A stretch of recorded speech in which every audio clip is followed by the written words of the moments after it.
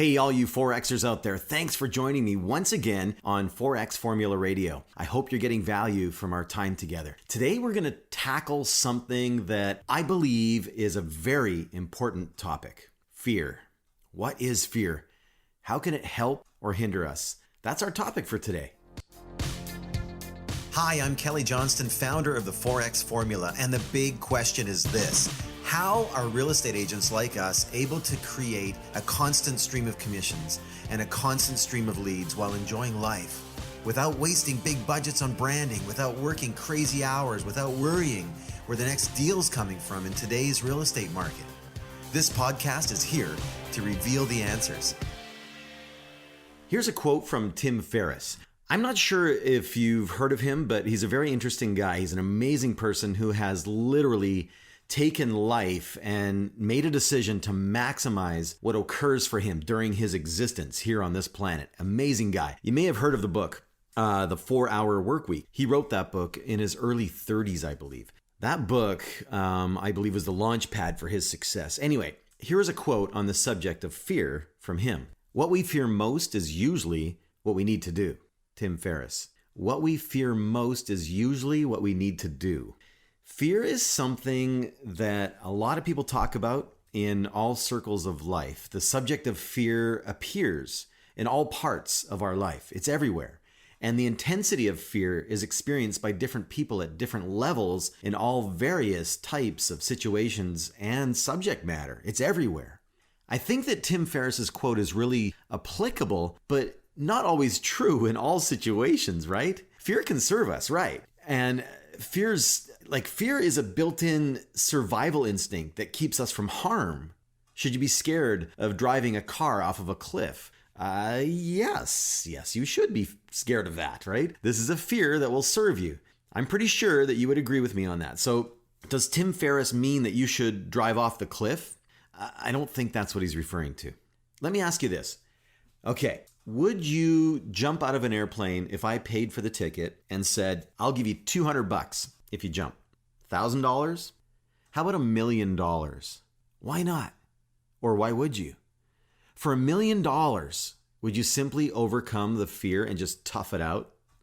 Would you do it for $1 million? Some people would say, I don't care how much you're paying me. It's not happening. I'm not doing it. I don't care. $5 billion. I'm not doing it. The fear will totally hold them back, right? They would give up the money. On the other hand, some people would do it for $200. The $200 is just a bonus to them. They'd probably do it anyway. I remember when I was in my early 20s, my brother Steve and I went skydiving, and it was an amazing experience. But now in my 50s, I'm not so sure that I could do it again. Just a different mentality. But if you offered me $1 million, I think I'd totally do it. I would overcome the fear. I'm pretty sure of that. But on that day that we were scheduled to go skydiving, I remember being excited and scared at the same time. I was nervous. I had no idea what I was getting into. I didn't really know anyone that had done it before, so I had no frame of reference at all either. So to my surprise, I learned that before we got our gear on and jumped in a plane, we actually had a full day of training. The fact that I was surprised by this kind of boggles my mind. But my point is, a funny thing happened. As I recalled the experience, I remember thinking about this afterwards. When we were going through the full day of training, we went through all the aspects of what would happen. We learned what to expect. We learned how to deal with emergency situations, for example, if our parachute got tangled up. We learned how to pull the secondary chute if something happened with the first one. We went through the whole process from how we needed to step out of the plane, and then the signals that we had to give our attendants and what they meant, the details, right? How to steer the parachute when we were floating in the air and how to land when we came to the end. The knowledge, the understanding, the tactics and teaching that they put us through that day actually minimized the fear for me. I got caught up in the details and I became armed with knowledge. I was empowered by the equipment and the backup plans and the safety measures. These people that were teaching me had done it many, many times, and they're just going through the motions. So their confidence made me feel better. I didn't have to go through a pre-qualification process. My size, weight, health, intelligence, past experience was never really brought into question. I paid money for an experience, and I was just qualified based on my will to do it. That was it. The instructors never once made me feel that I was not qualified or incapable or had some sort of shortcoming that would limit my ability to be successful. For some reason, this was very comforting to me. And I felt the fear subside. I could actually picture myself getting into the plane, making the jump, and it was okay. Everything was going to be okay. Do you see the parallel here? This is how I've designed the 4X Formula real estate training program. We go through all of the steps. We go over all of the mindsets that are required. We arm you with the tools and how to use those tools in order to benefit your clients and help to systematize your business. So now when it comes to taking action and do the thing, do the doing, I'm hoping that we've built the belief, armed you with the confidence, minimize the fears that you may experience when it's time to get to work. Anyway, I digress. So we suited up, got all the equipment on, got into this little tiny plane, headed out into the wild blue yonder. We reached the altitude in the area that they wanted us to begin our jumps. And the plane door opens. And it was loud and windy. And we couldn't even stand in the plane. We had to kind of maneuver ourselves towards the door of the plane on our knees. And there's this, and it's so loud and the wind is going and it's crazy. It's like mayhem all of a sudden. And I was going to be next. And the fear just came in. It took over my body for a minute. And it was just like I had no control over it. It's like it was controlling me. And it was my turn. And the signal at the time is they go, ready. And they look at you and they go, ready. And I was supposed to respond with, ready. Nothing came out of my mouth. Then another time, ready? Again, nothing. I was speechless. I couldn't, I just had no control. And finally, I kind of mustered a thumbs up and I blurted out this very weak and feeble, ready kind of thing. And then my next move was to stand up and grab the inside of the plane and step out onto the wing. And the wind is going crazy and the noise. And with my other hand, I had to grab the outside of the wing. Oh man, it was loud and it was windy. And the reality that it was really happening was kicking in. And all of those survival instincts starts to kick in with you, right? And so the fear of that, like you really shouldn't be jumping out of a plane. But I started to remember the instructions and the stuff that we'd practiced all day, the things to expect. I started to go over those things in my mind. And as I began to recollect the details and instructions, I began to remember my responsibilities and the fear started to subside. I took a big breath and I stood up and I just did what I was supposed to do. I got into position. Now, all I had to do now was just let go. I made a decision at that moment to just ignore the fear and the shakiness that I felt, and I just did it. I took action. I did not want to be paralyzed on the wing of a plane. I somehow managed to associate more fear to that. And I thought that the fear would have been more of a danger to me if I succumbed to it at that time. And as I was standing halfway in and out of on the plane, believe it or not, that's how I reasoned with myself in that instance. And I let go. And I was supposed to count. I was supposed to go 1,000, 2, 1,000, 3, 1,000, and then the parachute was supposed to open. And that was the part that I just kind of really messed up on the counting. I was just like, 1,000, oh. It's open. I was just so darn thankful that the parachute opened, that nothing else mattered. Okay. All right. Phew. Oh, the panic subsided. And then once the panic faded, I was able to focus on the experience and kind of get outside of my own head. Oh man, it was all good. Okay, this is cool. Wow. Is it ever silent up here? Wow, this is such an amazing feeling. The rewards started to come immediately. I was now over the fear and into the experience. I was looking around at the earth below. It was amazing. I tried steering around a little bit, and man, that was cool. The peace and the tranquility of the flight was something, I just can't explain it. It just can't be explained. It was surreal. When I landed and kind of got off the ground, because I kind of stumbled when I landed, I remember feeling this amazing feeling. I was elated. I had this adrenaline running through my body, and I remember being so proud of myself. I got over the fear, and if I let the fear hold me back, I would never have the chance for that experience. Do you see how there were a few opportunities where fear could have blocked things, but it was overcome by other things? First, my brother asked me to come. I could have said no. My brother and I are quite competitive. Not as much now as we've mellowed a little bit, but in my 20s, I didn't want to be seen as a chicken. The instructor helped me overcome the fear because they helped me visualize the experience and helped me prepare for the challenges that potentially could have occurred. This armed me against the fear. When I was in the plane and had a moment of hesitation, they prodded me gently, the way that a good coach should, right? I paid the money and said that I'd do the stuff that I was taught and needed to be accountable to that. The fear was secondary to the fact that I had to do what I said I was going to do. I had an opportunity to opt out when we were on the ground, actually. I wouldn't have got a refund, but I did have an option to opt out. I chose not to. You see how similar that is in our lives, in our business life, in our real estate businesses? I just encourage you, dare to try. That's it, just dare to try.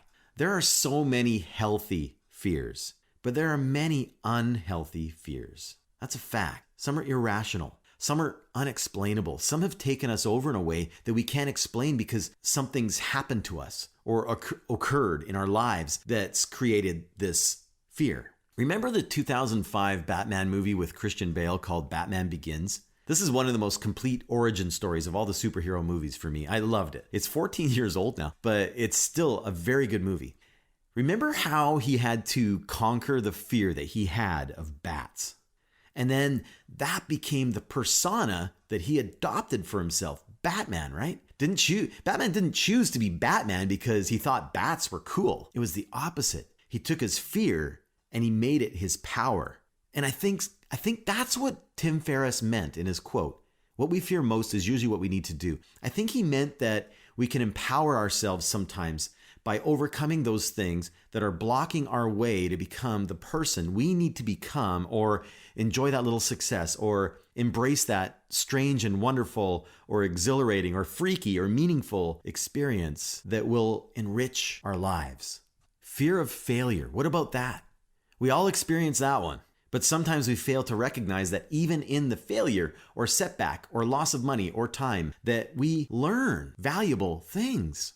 We learn things about ourselves that we never would have learned. We learn things about others around us that we never would have learned. We learn things that we never would have learned if we simply remained in our comfortable little lit up and paved path that's easy and predictable.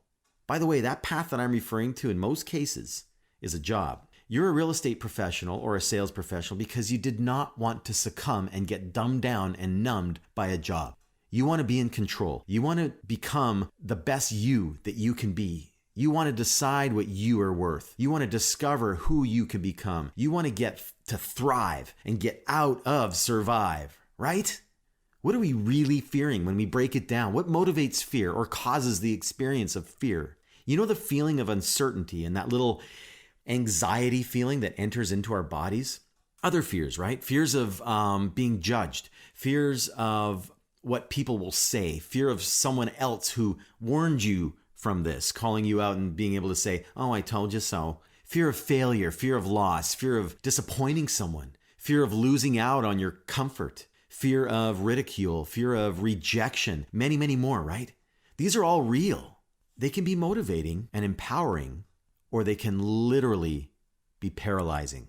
Imagine if you took those fears. Let's label them. Let's label them for a second. Fear of uncertainty, fear of being judged, fear of failure, fear of loss, fear of disappointing someone, fear of losing out on your comfort, fear of ridicule, fear of rejection, fear of someone being mean to you.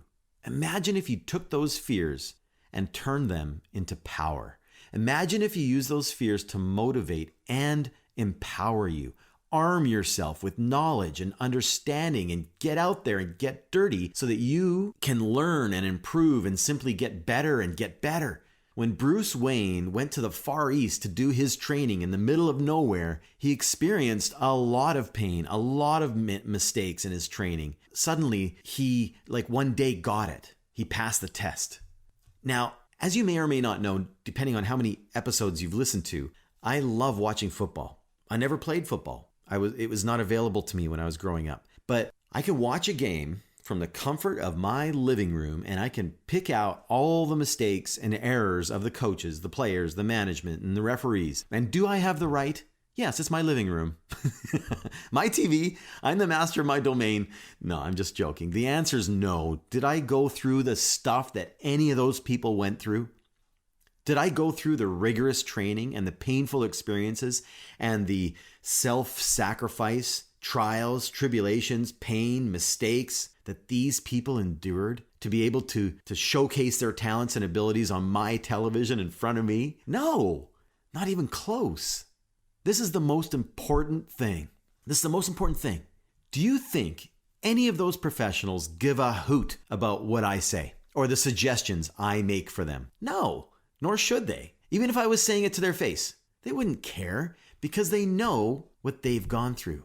And if I'm not in the locker room with them, if I didn't go through the journey like they did, then they know I have no qualifications to judge them in any way. And if you've watched sports long enough, you'll hear about a player who seems to play with a chip on his shoulder, right? He plays with an attitude. His motivation is to prove everybody wrong. He was either snubbed in the draft or comes from very humble beginnings or was told he would never make it. And he decided to use that to empower himself. People love hearing this story, right? This is where you need to go mentally. Do more, be more, experience more, give more. Here's a quote from Theodore Roosevelt. I love this quote. It is not the critic who counts, not the man who points out how the strong man stumbles, or where the doer of deeds could have done them better.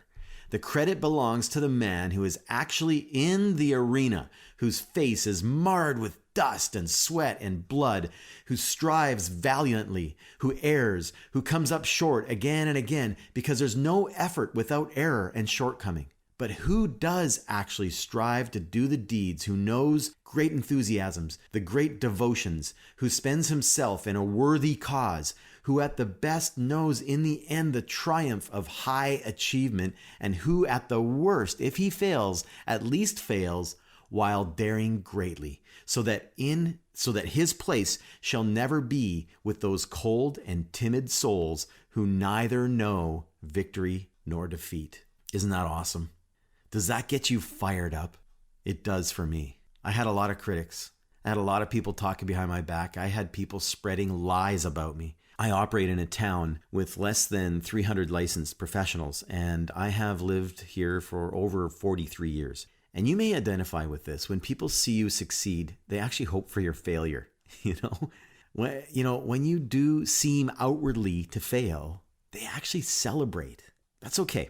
I've forgiven them, and they don't even know it. But that's okay. I keep just doing what I'm doing, and there are more people rooting for me than those that don't, because they are the ones who actually know me and are on my side, help me build my business by referring many people to me. These naysayers have no effect on my business in any way. They have no power unless I give it to them. If you do nothing, then you have no effect. There's nothing to talk about. There's nothing for others to be jealous of. You might as well be invisible. So if you want to avoid that, then simply just do nothing. What happens when you do that though? Nothing. Fear that. Associate more fear to the experience of nothingness. That will drive you to do. If you do more, be more, experience more, give more, if you try, if you attempt, if you embrace new ideas, if you work hard, if you do more than the average person, you will get noticed. You become extraordinary. You'll shake things up. Some things will work, some things will not work. You may lose some money, you may not win sometimes, but every single time you will gain. You'll experience your life in some way. After you've finished licking your wounds and had your pity party and you start to sort things out in your brain, you can now focus on the lessons and the new solutions and how to tweak or adjust. This is incredibly empowering. Inaction breeds doubt and fear. Action breeds confidence and courage. If you want to conquer fear, do not sit home and think about it. Go out and get busy. That's a quote from Dale Carnegie. The quote that I coined, if you will, maybe someone else more important than me said it at some point in maybe a very similar way. But this is what I say to people all the time. Action overcomes the initial seed of fear every time. Don't let the seed germinate. Take action so that the seed doesn't get a chance to take root, and you'll be empowered by the experience.